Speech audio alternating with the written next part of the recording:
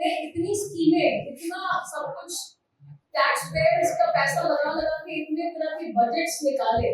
लेकिन आज भी उनको ये कहना पड़ रहा है कि 2030 तक हम 1 करोड़ नौकरी दे देंगे।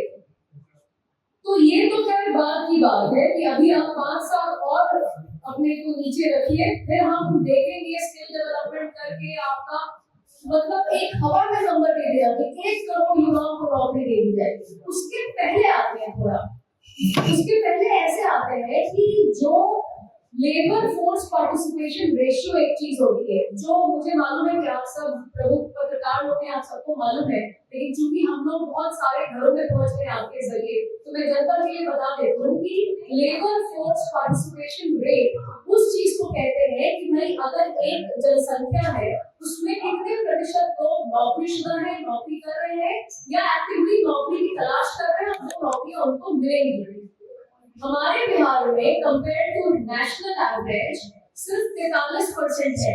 लेबर फोर्स पार्टिसिपेशन रेट, 43%, जो कि नेशनल एवरेज से ऑलमोस्ट 8-9% कम है। ये तो नहीं होना चाहिए था उस प्रदेश में ना जहां 20 साल से एक ही आदमी शासन कर रहा है।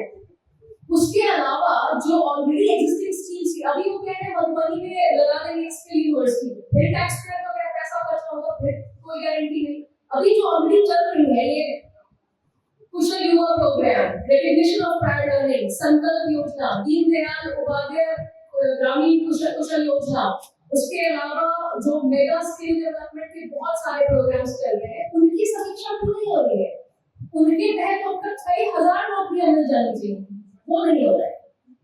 तो ये जो बात कह देना खट से कि हम 1 करोड़ जॉब दे देंगे, उसके पहले हम एक और पायदान पीछे आते हैं। आपका एजुकेशन लेवल क्या है? एजुकेशन जब होगा तभी तो लोग तैयार होंगे जॉब्स करने के लिए, जो सो कॉल्ड जॉब्स आप प्रॉमिस कर रहे हैं। हमारे यहाँ तो एजुकेशन का डेटा आप किसी भी ह्यूमन डेवलपमेंट इंडेक्स रिपोर्ट को निकाल के पढ़ लीजिए, इकोनॉमिक सर्वे की रिपोर्ट्स निकाल के पढ़ लीजिए,